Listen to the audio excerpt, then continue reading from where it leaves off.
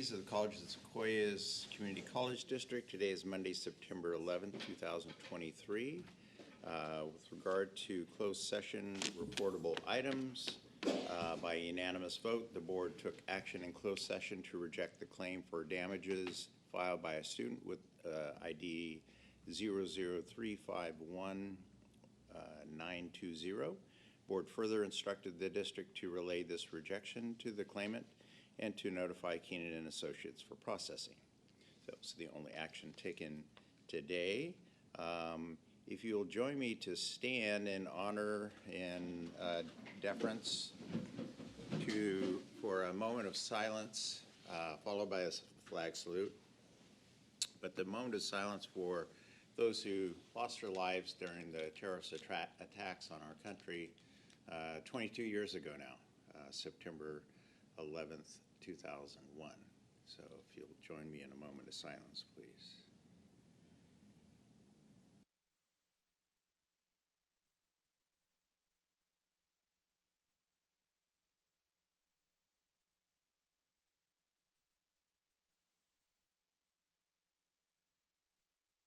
Flag, ready, salute. I pledge allegiance to the flag of the United States of America and to the republic for which it stands, one nation, under God, indivisible, with liberty and justice for all.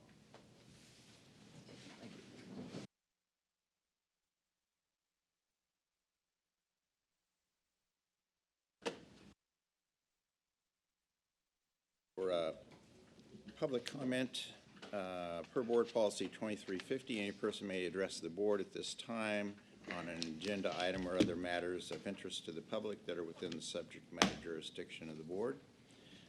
Maximum of 5 minutes is allowed for each speaker, with a maximum of 15 minutes per item unless otherwise extended by the board. At this time, we'll take public comments concerning items on the agenda. Anyone have any comments? Anyone have a comment on an item that is not on the agenda?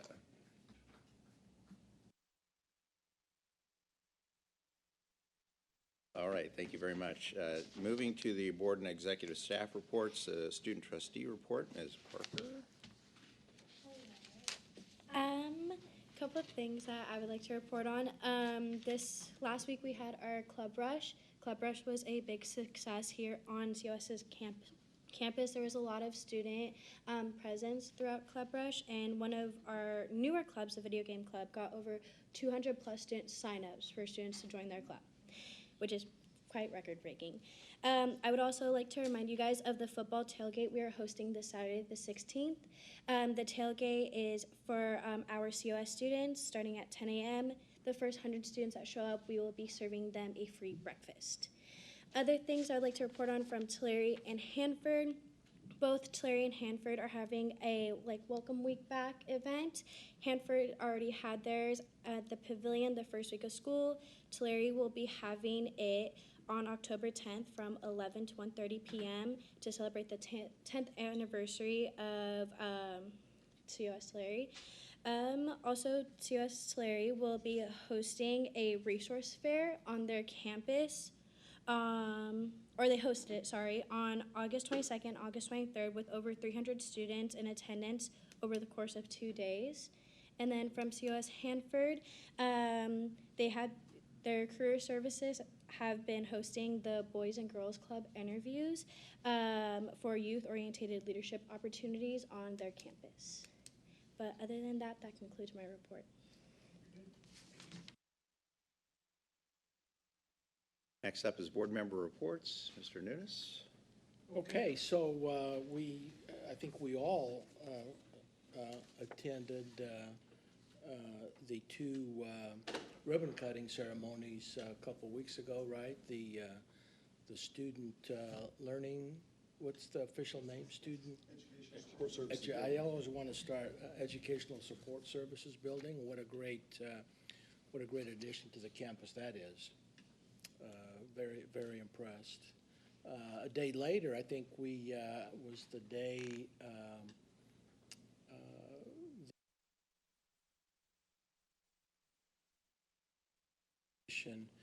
to first, when the idea first came up, I wasn't quite sure what to make of that. I've been used to going to Mineral King but wow, I was really impressed, and how hard all those folks worked to get it 95% ready, would you say, Brent, for that first game? And I'm anxiously waiting to see all the final touches that'll made for this weekend's game. And you guys will see that when you go in from your tailgates. And I think, Brent, maybe you can help me. Which day was it that we had the ceremony for Al Branco to name the field? That was the previous Friday. Yeah, so that was after our board meeting as well, Yes, it right? was, yes. And so attended that as well, and what a great ceremony that was. And after the ceremony on the field, which I think, and I don't know how, word didn't get out, but I think Al was totally surprised and very honored by the whole idea.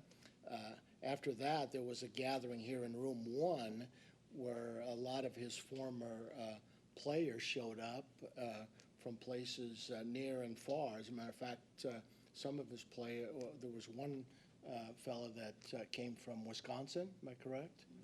Former NFL player, and I think they had a great time coming back to campus, and a lot of them spoke and said so many great things about COS and the experiences they had here, and the athletic department. So again, it was real heartwarming to see and hear all of that.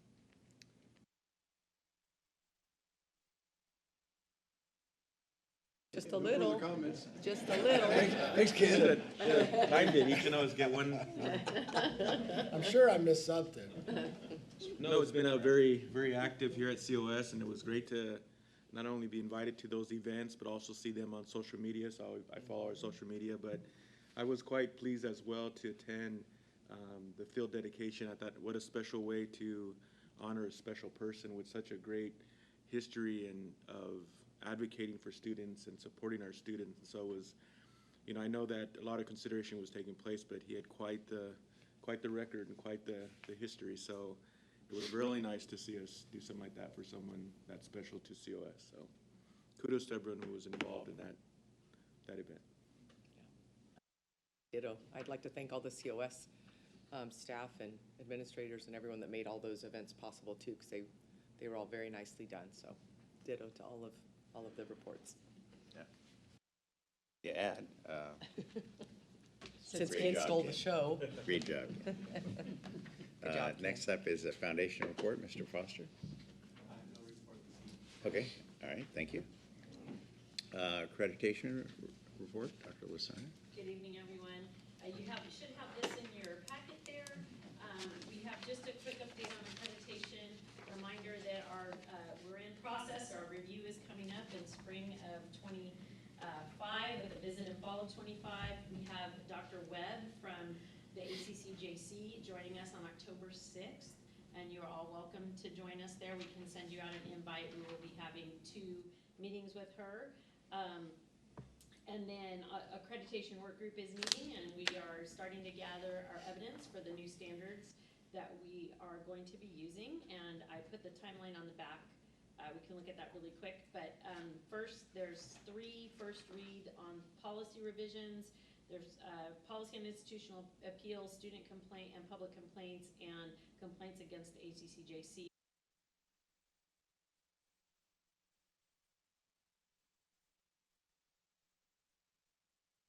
On the next page, just where we are, we're in fall 2023, so we are in the process of starting to gather forms and evidence, and we'll present some information in the spring and start writing to the new standards, and it'll be before the board in fall of 24.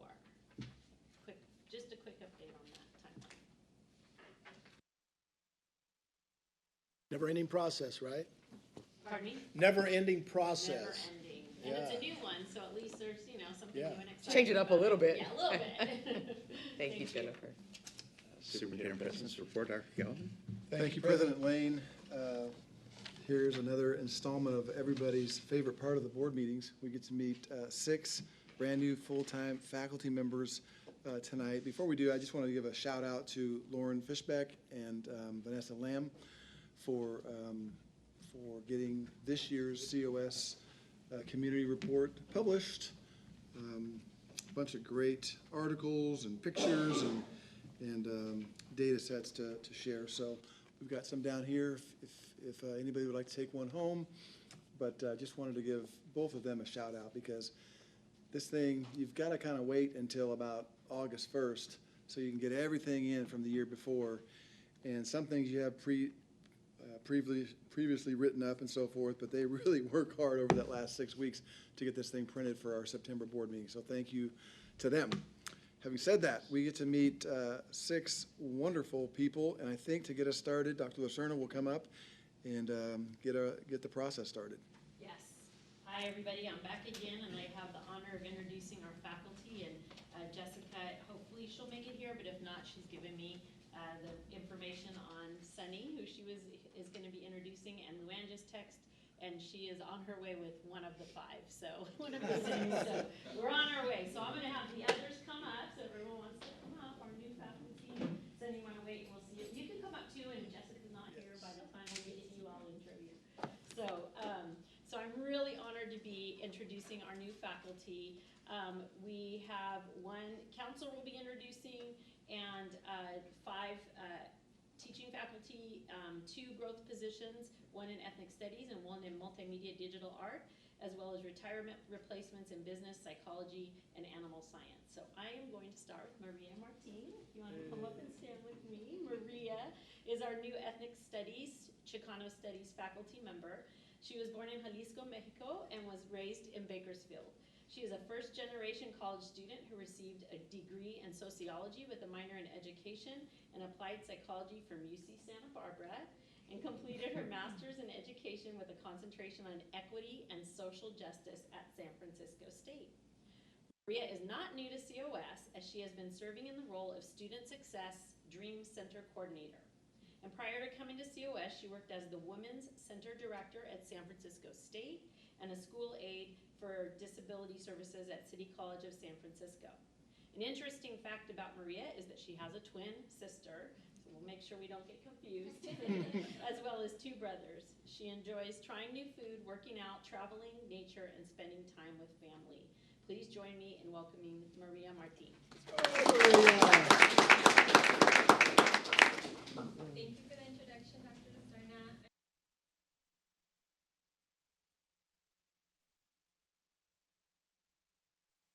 But I am a little new to the academics part. I had a great time in student services, and I'm very grateful for my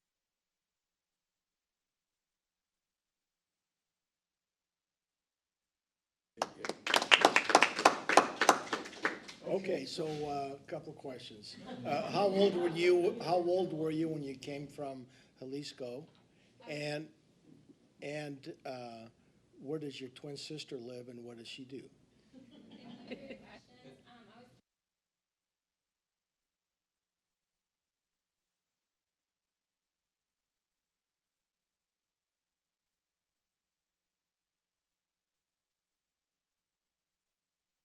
They went to Done Santa well. Barbara together, though, and they had all kinds of pranks on teachers and friends alike. Yeah, I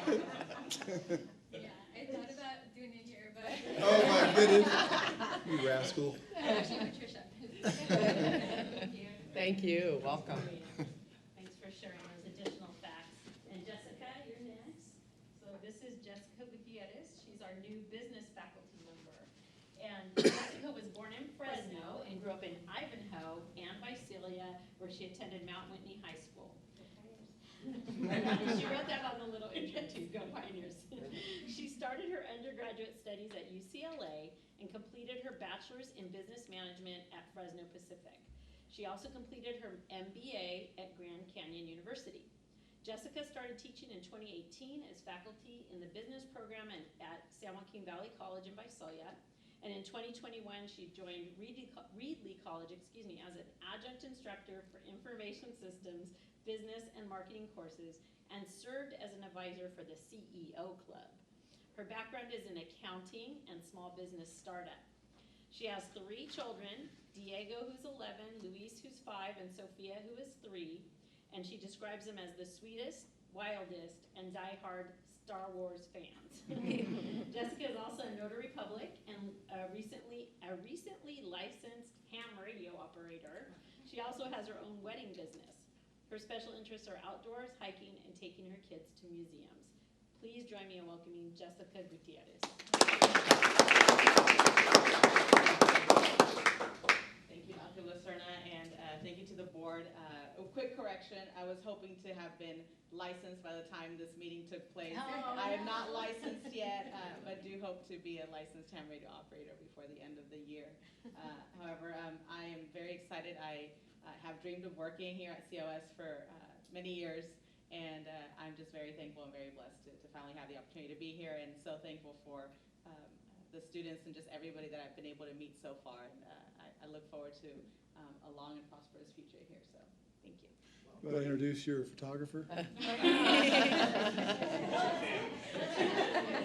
This is Jason Boyer from Reedley College. He's my honey. Welcome, honey. Maybe Jennifer mentioned it and I just missed it, but what classes are you teaching this semester? So this first semester I got business ethics, business communication, public speaking, and computer concepts. Yes, yes. Yeah, so two of each, 2 online and 2 face-to-face, so it's been exciting. Yeah. Welcome. Welcome. When I said Reedley College, I saw a little pump back there. Like, don't butcher that. So next we have Juliana Garcia. So Juliana is our new psychology faculty member. She was also born in Jalisco, Mexico, and immigrated to the U.S. when she was 3. So I think they have a little bit to talk about there. You guys know each other? She moved to Dinuba when she was 9 years old, where her family still lives.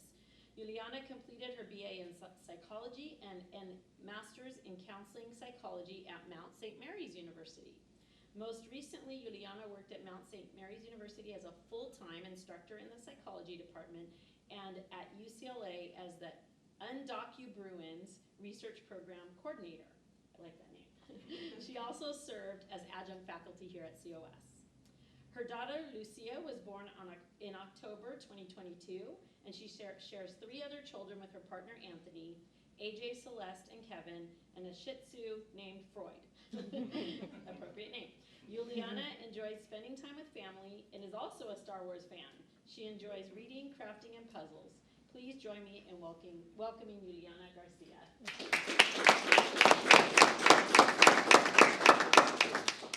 Thank you for the introduction, Dr. Lucerna, and thank you all for having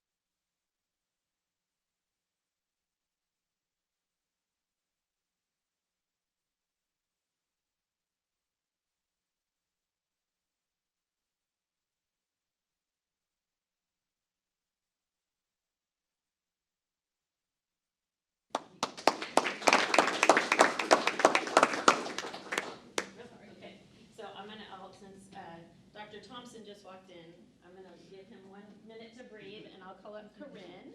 So Corinne, come on up, and Corinne Knight is our this is a brand new position, first time ever, multimedia digital art faculty member. And I know Richard's over there smiling, because we're really happy to have her in this new position. So Corinne was born in Erie, Pennsylvania, and was raised in the tiny village of Riceville, Pennsylvania, which is a very rural farm community where she saw Amish buggies pass her house pretty frequently. She completed her Bachelor of Arts in Visual Arts with a dual emphasis in new media, digital art, and photography at Penn State University, and a Master of Fine Arts in Digital Art and New Media at the University of California, Santa Cruz. She has certificates in software development and entrepreneurship from Monterey Peninsula College and a teaching certificate in ESL from the International TEFL Academy. Prior to joining COS, Corinne served as adjunct professor for Southern New Hampshire University and SUNY Jamestown Community College. And prior to that was a research and studio assistant for Newton Harrison of the Harrison Studio in Santa Cruz. She has several awards and recognitions, including contributing to a project that won the 2011 Advertising Age Media Vanguard Award for Best Virtual Reality Innovation, which I thought sounded cool. Awarded a fellowship from the Idea Hub in Creative Entrepreneurship for 2017 and 2018, and a selected artist for multiple shows in the Bay Area and featured artist of the Felix Copa Gallery in Santa Cruz. She recently published an essay in June 2023 issue of the journal Leonardo through MIT Press. Okay, an interesting fact, she considers herself a ski bum and was a ski instructor and coach for over 10 years, which has influenced her overall teaching philosophy for all other subjects. So please join me in welcoming Corinne Knight. Thank you, Dr. Lacerna, for the very detailed introduction. I just wanted to say how thrilled I am to be a part of the COS team, and I'm really excited to contribute to the creative success of your students here. I have a question. Since you're a ski person, what's your favorite spot in California to ski? Kirkwood. Okay. A little ways from here, but I'm sure you don't mind making the trek. I spent 8 years in Tahoe. Oh, got it. I do have some friends there still, so I have some couches to crash on. Oh, perfect, perfect. All right, well, welcome. Welcome, Corinne. Now, and it's really hard for all of them to cut down and fit it into just a couple of minutes, so that's why the list goes on. And so now I'm gonna call up Dr. Kyle Thompson. And Dr. Thompson is our new animal science faculty member. Dr. Thompson is a California native. He completed his bachelor's degree in pre-professional animal science from California State University, Fresno, where he worked as the student shepherd at the sheep unit for 3 years and the dairy unit technician for 3 years. Dr. Thompson earned his doctoral degree in animal science, specializing in comparative nutrition from Oklahoma State University, and a master's degree in ruminant nutrition. While at OSU, he served as the graduate student assistant manager of the campus dairy cattle center. And before joining COS, he was an associate professor at the Department of Animal Science and Agricultural Education at Fresno State. So I know they're not happy with us that we stole him away, because he also served as the Dairy Science Program Coordinator and the Enterprise Manager of the Dairy Unit. He advised the Fresno State Dairy Club and served as the coach for the Dairy Challenge team and Dairy Show team. Dr. Thompson served as the chairman for the California Animal Nutrition Conference, the president of the California Brown Swiss Breeders Association, and was a nutrition fellow at the San Diego Zoo. That was fun to learn about in the interview, I remember that. And in his spare time, because that's not enough, he owns and operates the Wild Acres Ranches, raising registered shorthorns and brown Swiss cattle. So please join me in welcoming Dr. Kyle Thompson. Thank you. I really look forward to working with everybody. As we know, Tulare County is being the #1 dairy county in the United States, and the California dairy industry being the largest agricultural industry in the state of California.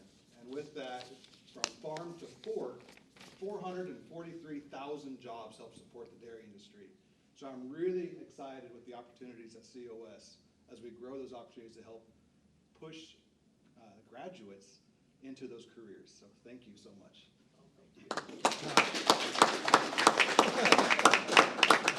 Questions? No? And I know Lori was giving a thumbs up. I was going to say, I know you know what all of this means, Lori. So Yeah. And I'm gonna go ahead and move on to our counselor, and we're taking as long as time as possible to see if Jessica could make it here, but she has a family obligation that's taking a little longer than she expected. So I am honored and hopefully can fill in Jessica's shoes to introduce our new faculty member who is filling the replacement transfer counselor position. And this is a replacement for Mike Herr, who is now our articulation and transfer officer. So I'd like to introduce you to Sunny Vang, our new transfer counselor. Sunny started her community college career as a student worker in the financial aid office. She states that this is where she discovered her passion for working with college students. Due to this experience, she decided that she wanted to work with college students as a career.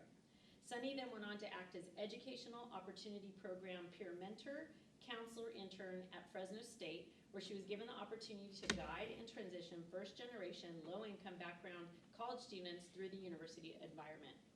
She states that this is one of the highlights of her career journey because she was able to relate and connect to the students at a personal level rather than just upon academics. She reflects upon this time as one of the most rewarding experiences along her career journey. Sunny then went on to serve as an evaluator in admissions and records at Fresno City College, which later would open the door to adjunct counseling opportunities at Fresno City. So we still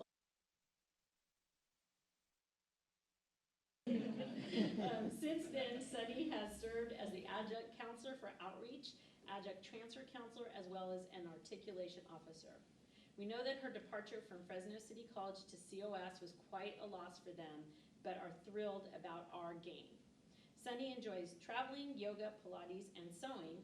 A fun fact about Sunny is that she creates and sews handmade Hmong inspired fashion.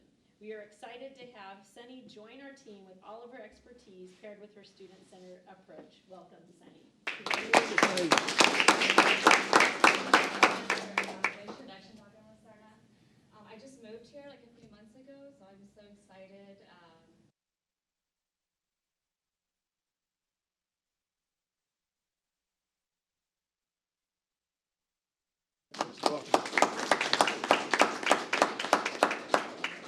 With that, we are done with our intros. It was a really fun group to see, and I know that they are prepping and doing classes, so if it's okay, we can allow those that want to step out.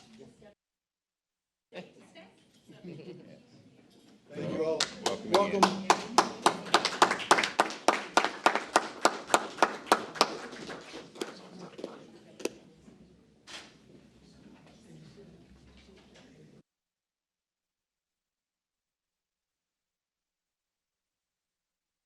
For reports, Academic Senate President's Report update, Mr. Ozol. No report, thank you, sir. Costa President's Report, Ms. Redden. No report. Okay, you just didn't want to dance tonight with your cast on, right? No, nothing from Ms. Kane. No, she sends her regrets. Okay, very good. And Ms. Alberti, Kosafa, nothing. All right. So we'll move to information. First item is a low enroll justification report. Dr. Lacerna. I should just stay up here all day. Yes. Number one. So, Jennifer show today. yeah, apparently. So, low enrolled class justification report. Per enrolled policy, we are required to submit the low enrolled and canceled section each semester to the board. And so we have before you the low enrolled classes justification. And you guys usually ask, and I would just say that it is getting smaller and smaller since COVID, and so I think we've gotten a pretty good handle on the number of classes and kind of where we need to see enrollment and those kinds of things. So the first section you see is agriculture, and again, a lot of these are lab courses that only really require a minimum of 15 to be offered, and we're really close to that. A lot of it is a lot of the work Dr. Waldner has done to hire new people, and we're still growing some programs there, but this is actually a pretty good report for that area, and a lot of them are just students trying to finish up their certificates and degrees. Just 4 courses in business, and mostly they were either certain times of the day with no other options for students. Consumer family studies, again, these are really close. When you see numbers like 17, 18, 19, we would never cancel a class with that many students in it. It just, unless there was like something at the same time for them to go to in the same building, and it was really easy change. But these are really high numbers for us. And again, fashion, we hired a full-time faculty member a few years ago and are really working, Dr. Will Coxon and the faculty member, to build up that program. And it's in English, we have a few dual enrollment classes that are a little bit lower.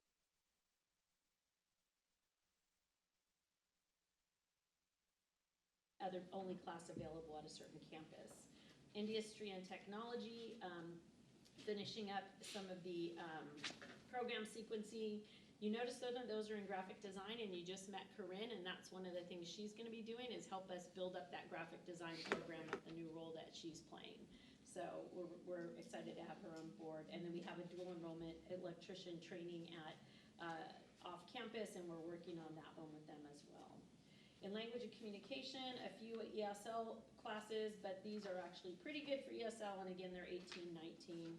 They're in a couple in Spanish. We're still working, the dean is working with that division chair in the area on figuring out the exact number of Spanish classes post-COVID, how that is working.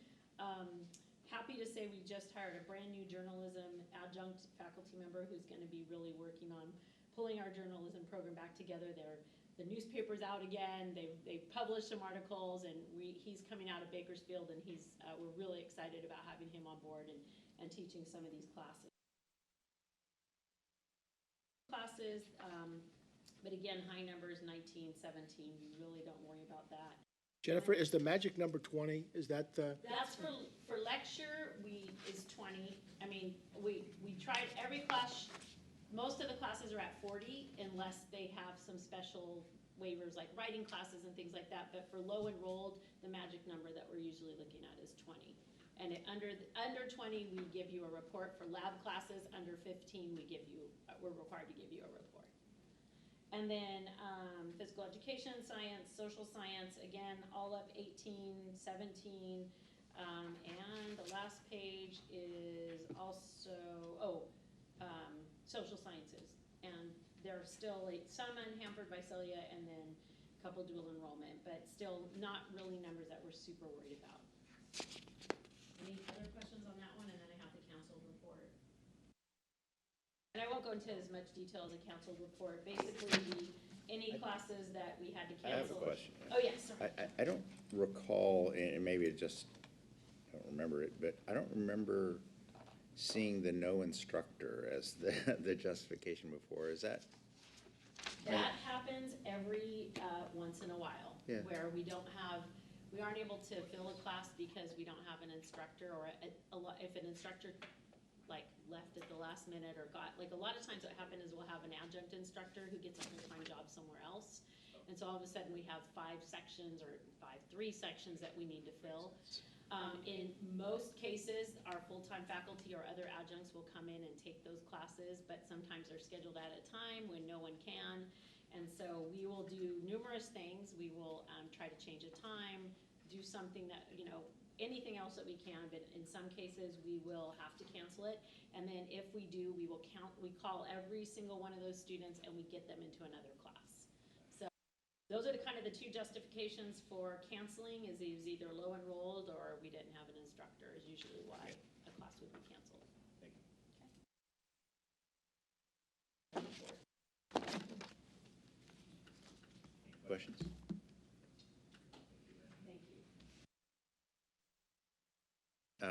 Next up is Dr. Calvin, 2023 Annual Compliance and Progress Updates.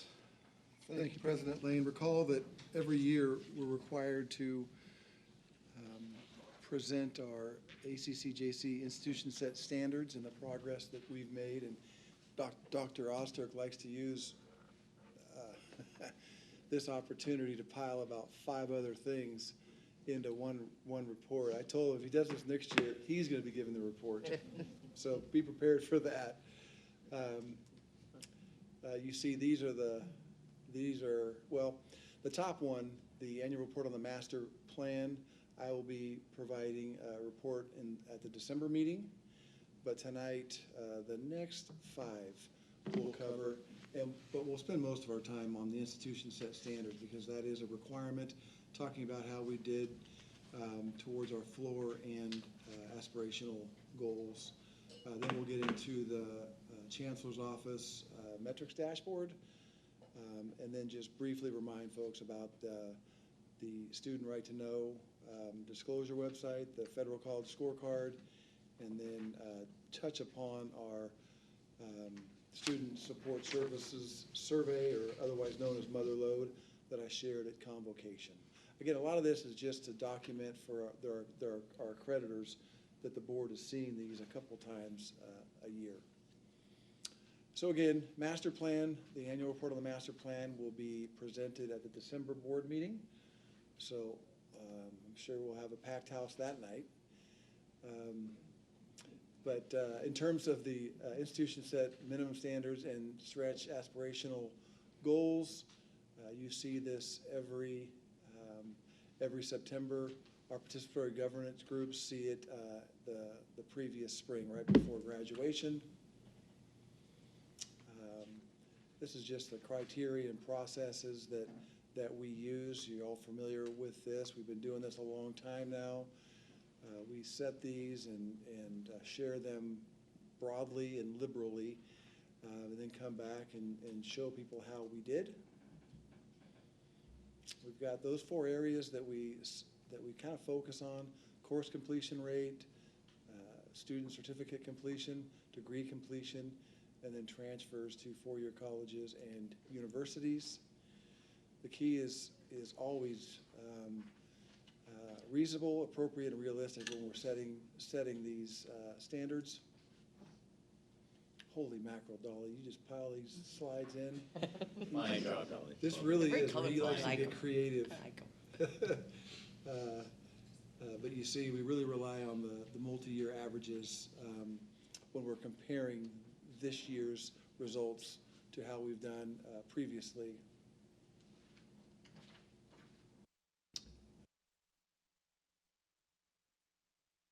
Shown here, the range plus or minus 5%. Here we go. So you see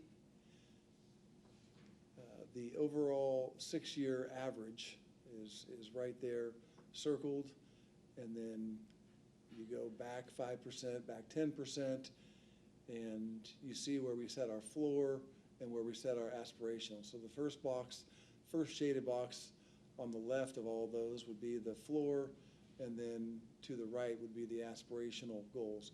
We set those, shared them with you, and now we're coming back to show kind of how we did. Minimum and aspirational.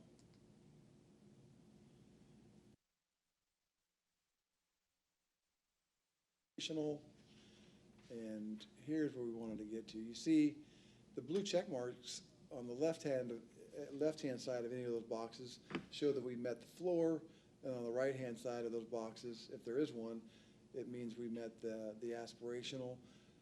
And most years, in almost all of those categories, we met both the floor and the aspirational. With the exception of 18-19, we missed on the transfer piece. And you can see this time around, we missed on the transfer piece again for aspirational, as well as the course completion rate for aspirational. But again, this was the 21-22 year, and so it is the year of the asterisk. With COVID, it kind of can throw some funny things into our data sets, but we still made the aspirational goals for student degree completion as well as student certificate completion. So overall, considering COVID, we're happy with where we turned out, but we are looking forward to getting back to reaching all of our aspirational goals in the near future. So again, we review it, we revise it, and we reset it. And that's just kind of the way these work. We'll continue to kind of hone in on those numbers and have new aspirational goals for the future. You can see, looking back, we presented this to Academic Senate, District Governance Senate, Senior Management back in May, and tonight we'll conclude our roadshow for ACCJC aspirational goals. Any questions regarding the lower aspirational goals before I move on to these other reports? No? Okay, so the California Community Colleges Chancellor's Office has a student success metrics dashboard. We're not going to get too deep into it tonight. We just want you to be aware of it. Dolly wants to use every opportunity we can to just share that this does exist. Great metrics information on enrollment, progress, momentum, success, employment, and earnings. Those last two are probably the two that are the most challenging for us to catch and quantify. Employment and earnings are always difficult areas, but this dashboard attempts to do that. This is what the website sign-in page looks like. You would just type in Sequoias, and it will allow you to just see our data or compare it to statewide averages or specific colleges. So you could run a comparison between us, West Hills, Porterville, Fresno City College. It's pretty slick that way. Brent, if Yes. it's possible to explain it briefly on that previous slide where you mentioned employment and earnings. Yeah. So as I agree that would be difficult to quantify. What is like the basic way that we go about trying to do that?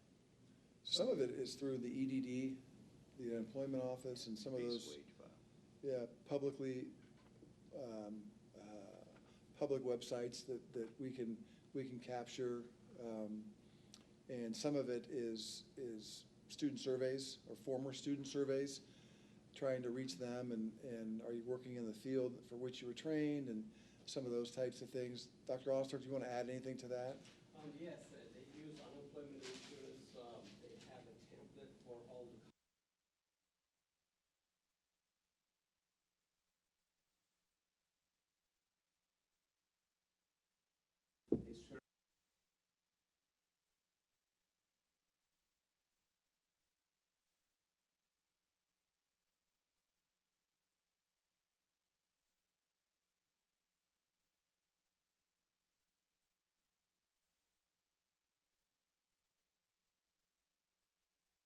The information that's available through the EDD, is that available just generically by college, or is it by individual name, or how is that? Not by name, yeah, I wouldn't think so. I can tell you that for 40 years. Yeah, so it's just by college. College, but the chancellor's office, they have different sources.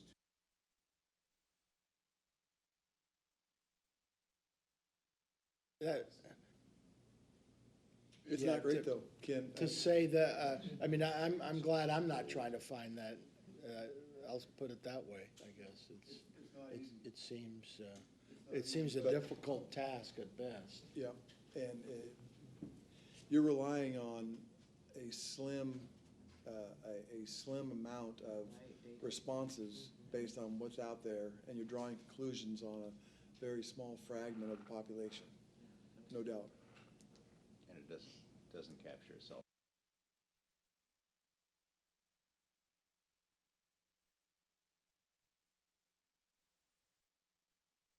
So the next report I wanted to share, website, is the Student Right to Know Rate Disclosure website. Set up in a similar way. It'll show our graduation rates and some other information like that, just to help students be informed when they're making their decision. And here's a similar report on the federal level.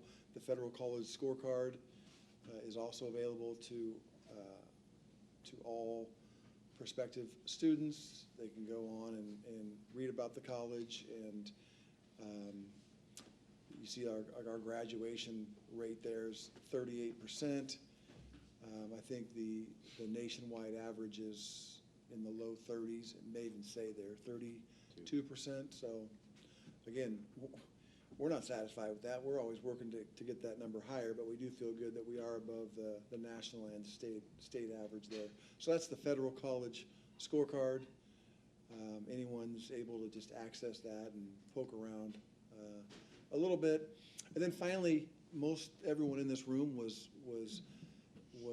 present at our fall convocation, where I shared the following slides. But this just goes back to the couple thousand students that we received survey results from in the spring.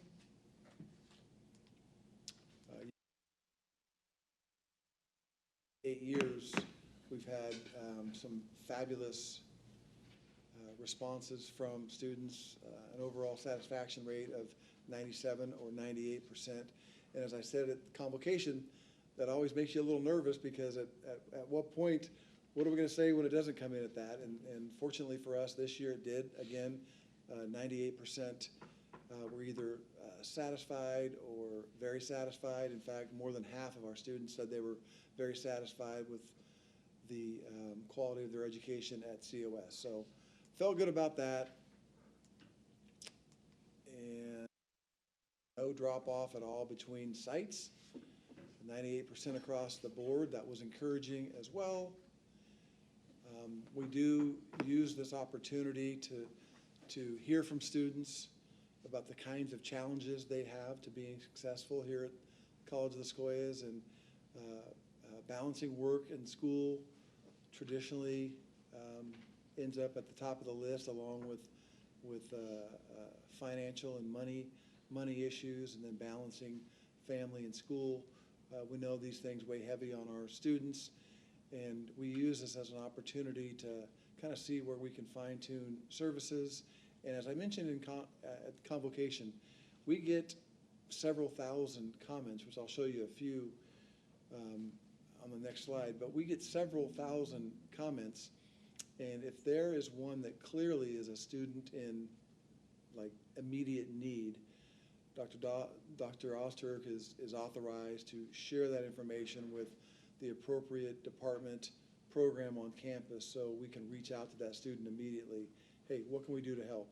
It says here that you're food insecure, housing insecure, you're having a mental health issue. What can we do now to help you? So this isn't all about us. This is more about our students. We want to hear from our students, but we also want to use that information to make the college better for all of our students. This is just that last information put in a different way.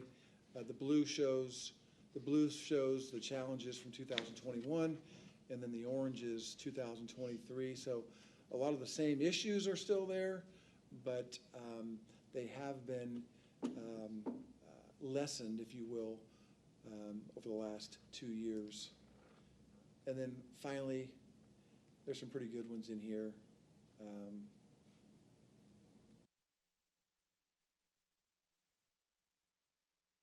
Because it's true. We hire good people. That's the key. Hire good people that care about students, and we turn people into geniuses, like the one at the bottom says. So special thanks to Dr. Ozturk, Ryan Berry Souza, Tyler Verdon for all the work they do for the college on these surveys and reports. And you can see here all of the information that's available to folks here at COS in terms of former surveys, various research projects or studies that the department has done. Very, very informative. I just don't know that there's a more active research department in our system than we have here at College of the Sequoias. If you go on their website, pack a lunch, because you're going to be there a while. It really is a great informative site. So thank you to Dolly. I It is like good with that better than the PowerPoints, little too. COVID thing. Thank you. I'll take the bird. We don't have the COVID virus bouncing around the screen anymore. Then a couple of inquisitive chipmunks there as well. We like those. Any questions from our board? Thank you. Yes, Ken. So I like the selective student comments. Yes. The one that drew me first, I think, was the one that says, "Awesome, I think you guys are making me into a genius." Well, obviously that didn't work for me.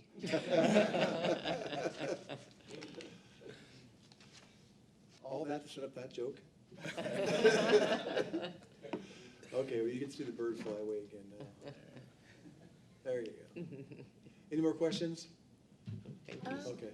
Yes, Maddie. Sorry, not much as a question, but I've been working here at COS as like a student worker. I've had a lot of students come up to me personally saying how our staff and teachers have been very helpful here, and as like comparing it to my other friends that go to different colleges, whether it's like UC, CSU, or other community colleges, I've definitely heard a lot more positive feedback on our faculty and staff than I've heard about other different colleges. And I personally agree with that as well. So.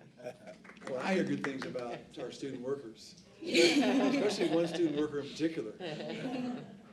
Thank you for sharing that, because we see it up there all the time, but to hear it from you just makes it all that more credible. Yeah, thank you. Thanks, Dolly, for all you do. Yes, thank you. Next up is the consent calendar. We have, let's see, all the items on the consent calendar considered routine will be enacted by one motion. An item may be removed from the consent calendar at the request of any member of the Board of Trustee or any person in the audience and considered as a separate agenda item. So we have the following 4 items: the minutes of the previous meeting of August 21st, personnel report, payment of bills, and university preparatory high school facilities lease. Any trustee or member of the audience like to care to pull any of those items? Otherwise, we would consider them as a group. Entertain a motion.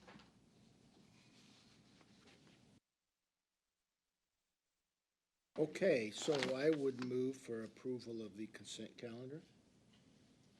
Second. Moved by trustee Nunes, seconded by trustee Macareno to approve the consent calendar as published and presented. All those in favor say aye.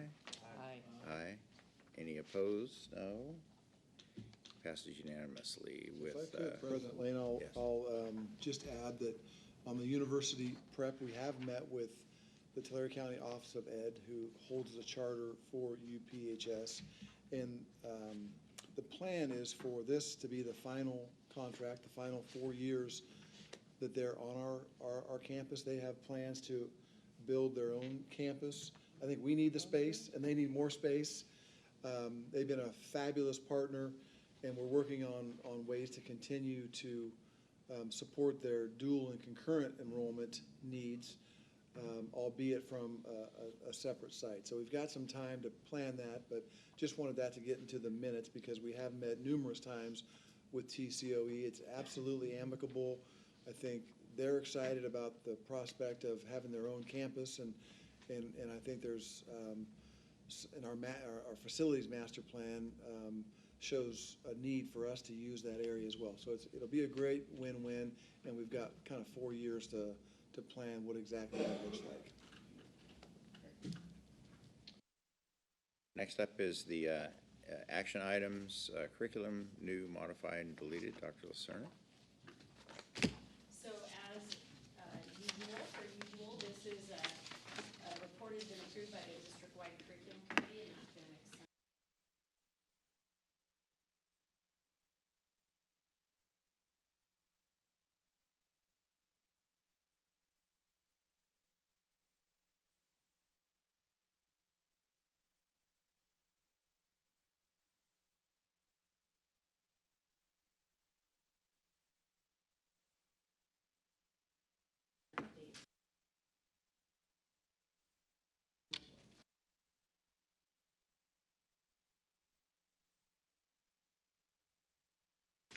By trustee Cardoza, second by trustee Macareno to approve the report as presented. All those in favor say aye.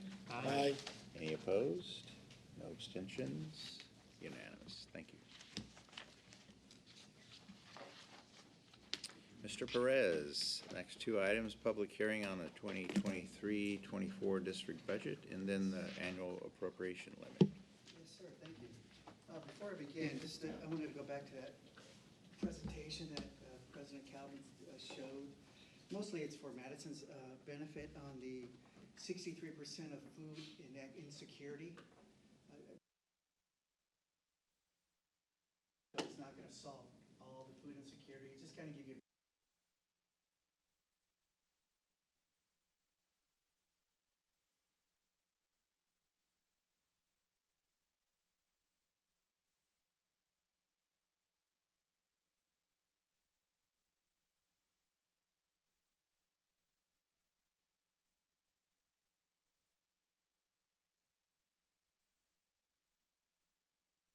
Perfect, thank you. So with that, I will go ahead and do the presentation, and then you can open the board and all that. Our adopted budget for 23-24 is pretty much almost identical to the June tentative that we brought to you in June. You approved that allows us to start spending in July. The governor signed the budget July 10th, and then the chancellor's office had a budget workshop in August, and then we took that information, put it through some ringers and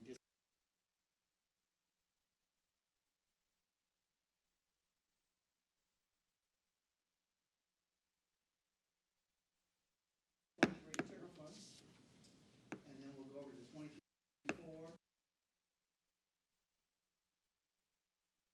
That for 22-23, we showed a little over 90 million. Some federal funds, local funds of 8, so our total revenue was 98.1 million last year that ended June 30th. Our fiscal year starts July 1st and it runs through June 30th of the year. Total expenditures 98, so our structural surplus was a little over 102,000.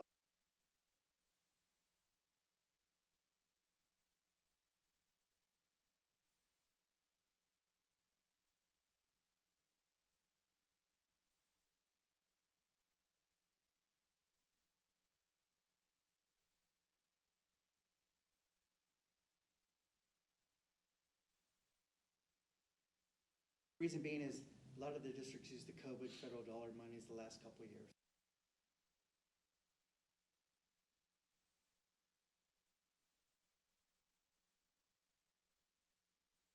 Cap, what did we do last year?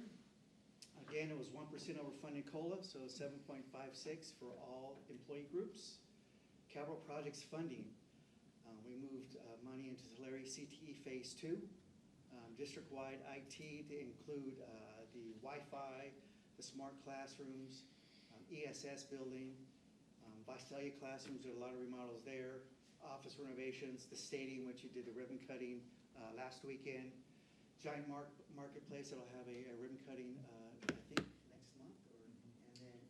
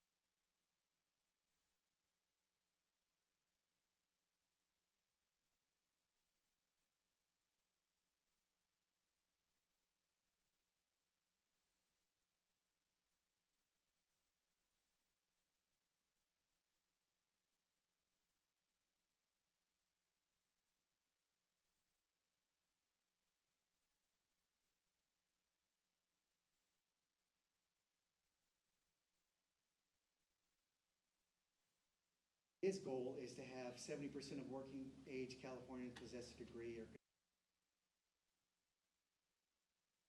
And then the second bullet is, I do want to point out, and I think everybody's heard at DGS,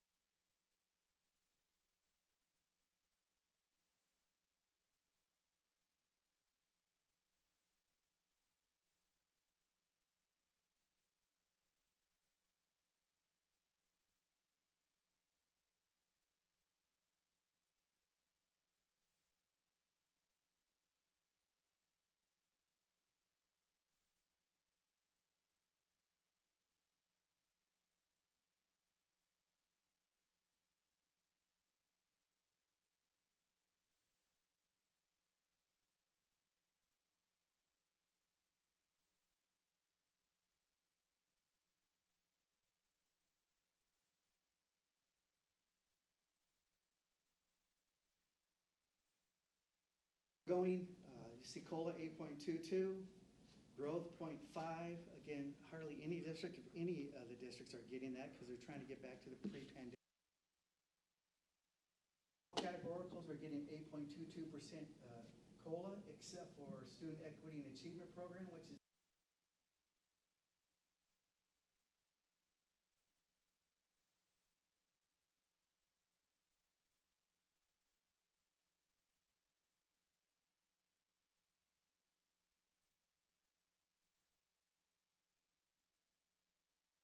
year that just ended, so that June 30th, we had a deferred maintenance.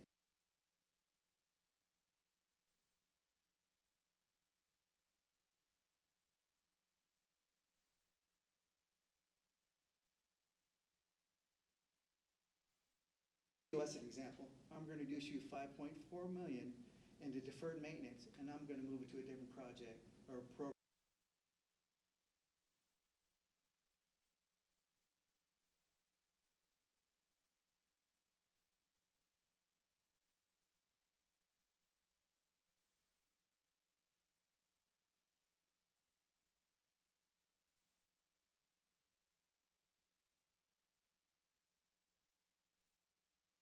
So those are actually funds that we already had in our coffers, so to speak, and Came to us. We didn't spend it all.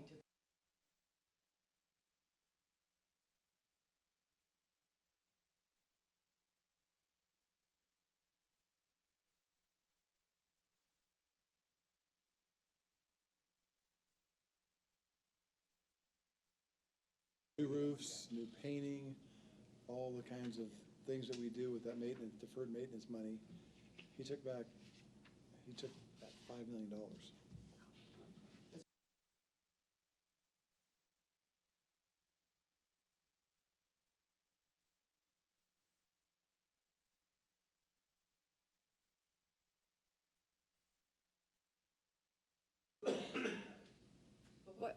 What caused him to do that? Was it miscalculation on revenue funds coming into the state in general, or was it something targeted specifically at the colleges? Reduction in revenue taxes. Okay.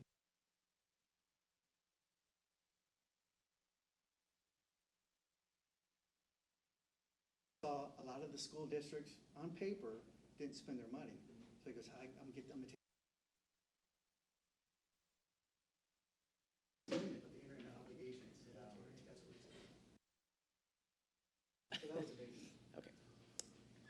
And then COLA hit 8.22. You'll see our 22-23 rates versus 23-24. Credit, CDCP, non-credit are our base allocation dollars. So that's how much we receive per a full-time equivalent student. All the supplemental point values, student success equity, those are the success matrix. Again, if somebody gets a degree or does math and English in the first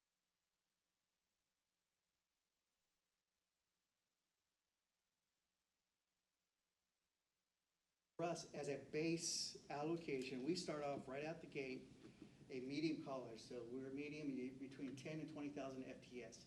We're a little over 10,000 FTS. So in 23-24, just by being a medium college, we'll start at 8.5 million.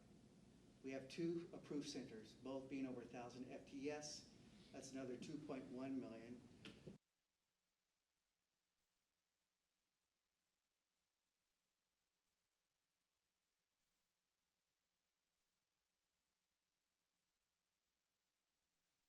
Our district assumptions moved in 23-24. Again, we're prior year student center funding formula, prior year skip with the 8.22% COLA. We're showing a deficit factor of 1%.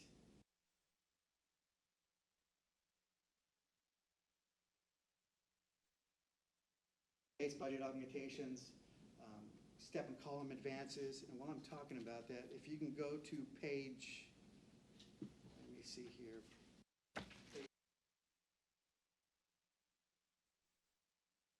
Expenditures on that side.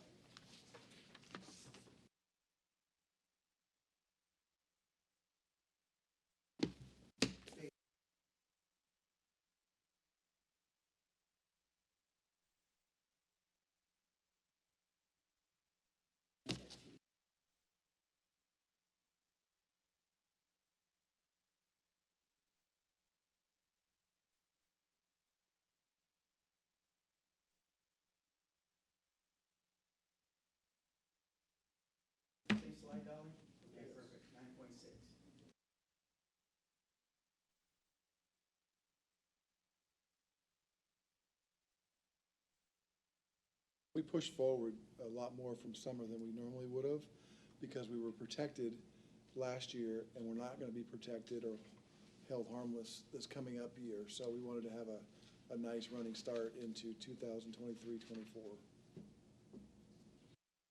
So on this page, the left-hand column, 23-24 tentative, we took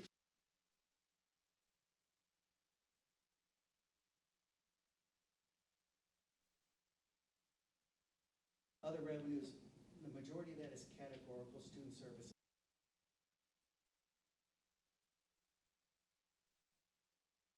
Adopted is 140 million. And 7 versus 130 million. So bottom line, we're showing at tentative was a 10.2. Currently, we're showing as a 9.3. So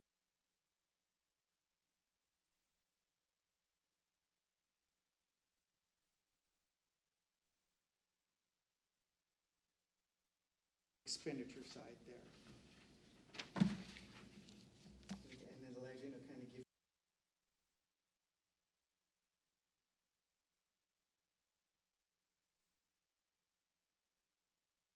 small for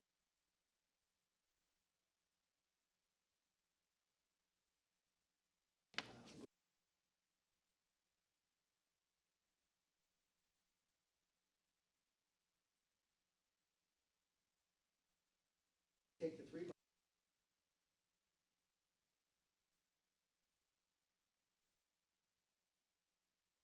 which is L 8540. Those are on BOG. Test matrix. What you do is we run it through. Leangela, our director of budget, runs it through, and it showed 97.1 million. If you see that in the middle, the first highlighted yellow. And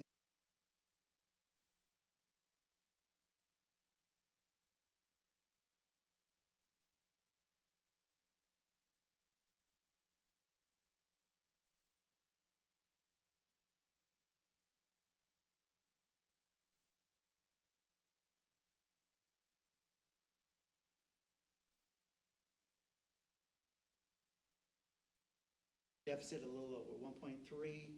So our deficit is at $1 million. So our general fund apportionment budget is 97. Now, if that deficit goes away, add another $1 million onto that $9 million that we.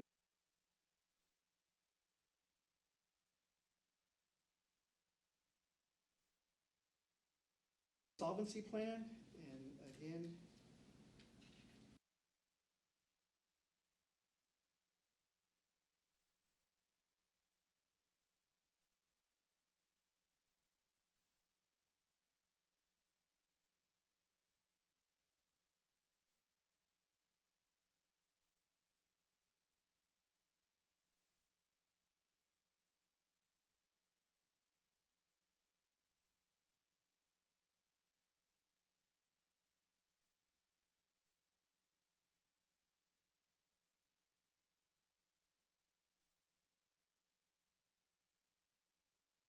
what we're looking at is 24 at 9.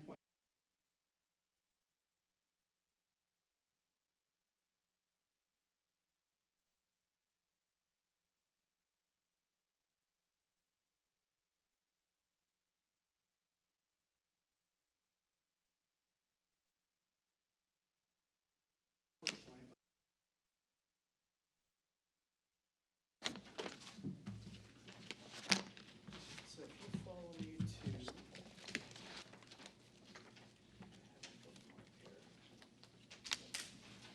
page 37, available for general fund cash flow, which means if we ever get in a bind as a district, we have options not only to our fund balance of 28.3 million, we do have other options to borrow. You'll see it, faculty bank leave, farm special reserve, the district special reserve, the Linwood Reserve, and the Hispanic Serving Institute Reserve. I don't see us ever having to borrow out of any of these. The plan is right now is to, we have to get started on the University Center and Student Union. We don't want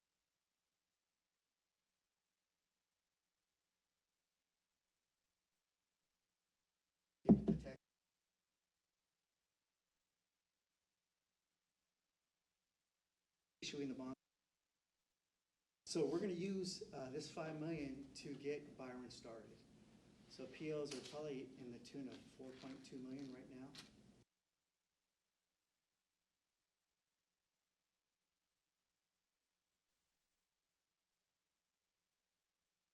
Happen though, when we issue those bonds, legally, we can repay ourselves back. We can reimburse ourselves.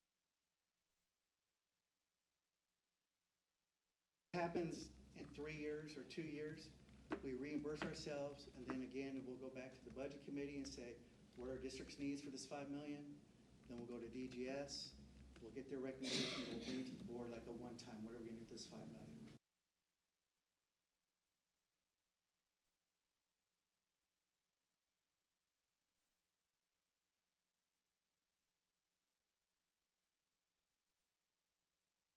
Then if you go, my last page I wanted to show you is page 39.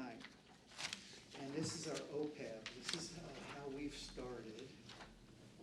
It's on the left-hand side there. You see June 30th, 2019, our portfolio balance was 10.5 million.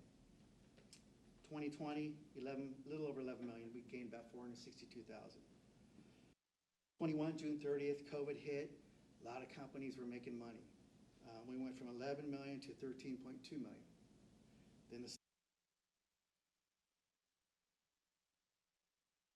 2 to 11.6, so we lost 1.6 on paper.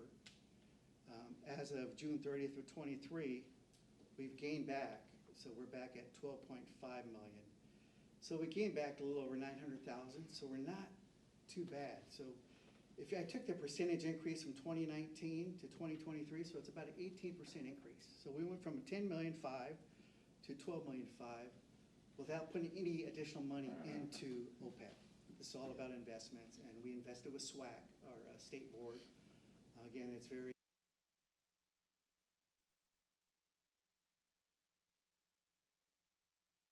So on average, I'm sorry, Ron, go ahead. Our OPEB is fully funded. We're about $1 million to the plus right now. Yeah, so if you look at it on average over the 5 years, it's gone up 5% a year or something to that effect, between 4 and 5. So I guess.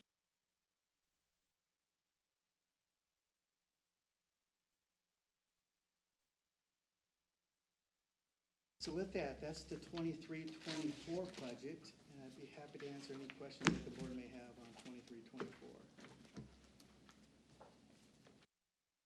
I know we do it at retreat. I'm not concerned, I'm just asking the question.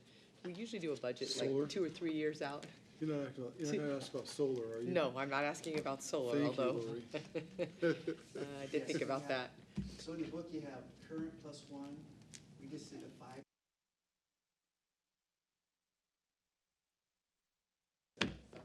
Okay, but even 2 years out, you don't expect any big changes? Like that third, that's kind of what I look at, 2 years out. One caution I might just to warn everybody, not us.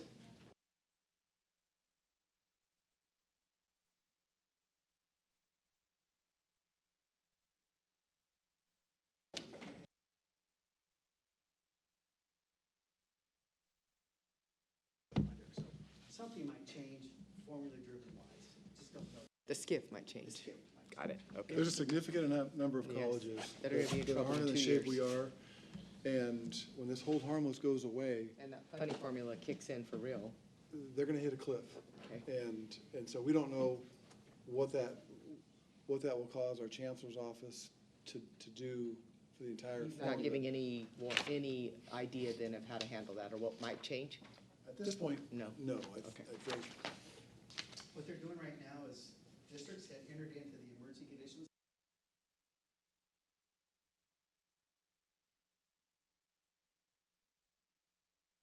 Like face to face. Oh, you didn't submit your MIS report. Oh, you had a bad audit. Oh, you might need 15% fund balance. Those opportunities that passed, we have one more December of this fiscal year.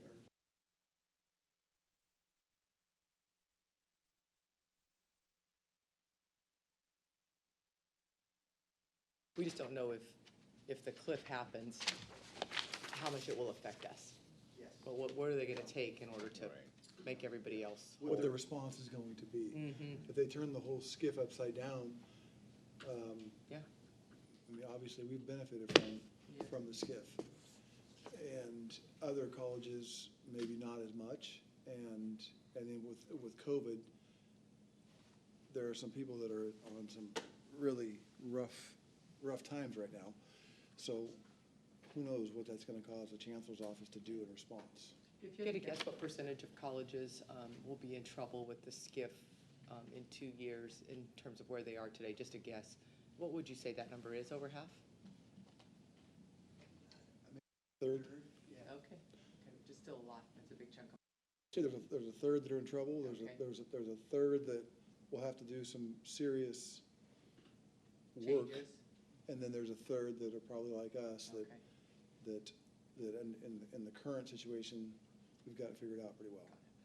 Most likely those can't put them up.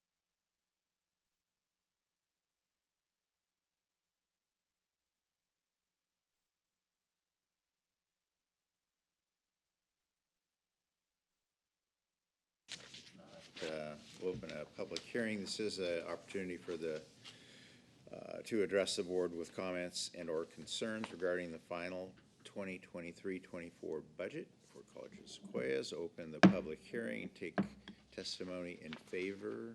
Anyone have any comments or testimony in favor of, in support of the budget? If not, anyone have any comments in opposition to the budget? Seeing none, we'll close the public hearing and turn it back to the board for action. Motion to approve the final 2023 to 2024 budget as of September 11th, 2023. Second. You say 2020, 2023 to 2024 budget as of Okay, September got it. 11th, 2023. So you've heard the motion outlined by trustee Macareno, seconded by trustee Cardoza. If there are no questions, all those in favor, this is not roll call. All those in favor say aye. Aye. Aye. Any opposed? Hearing none, no abstentions, so it passes unanimously. The last item, Ron? Last item is the can limit. Basically, the next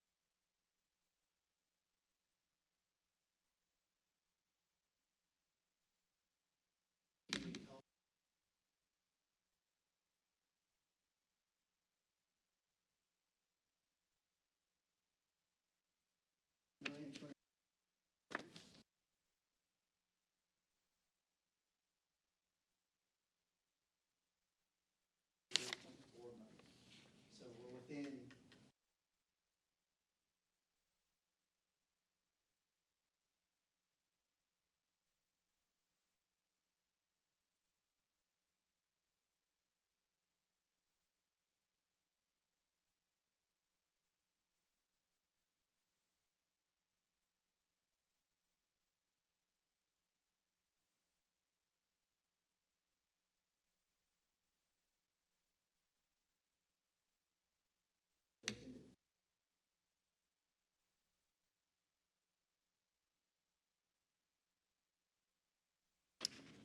So I would move for adoption of resolution 2023-08. Second. By trustee Nunes, seconded by trustee Macareno to accept the resolution as presented. Roll call, please. Trustee Nunes? Aye. Trustee Macareno? Aye. Trustee Cardoza? Trustee Lane? Aye. Lastly, with no Thank you, Ron. further action, any other items from the board? If not, we stand adjourned. Thank you.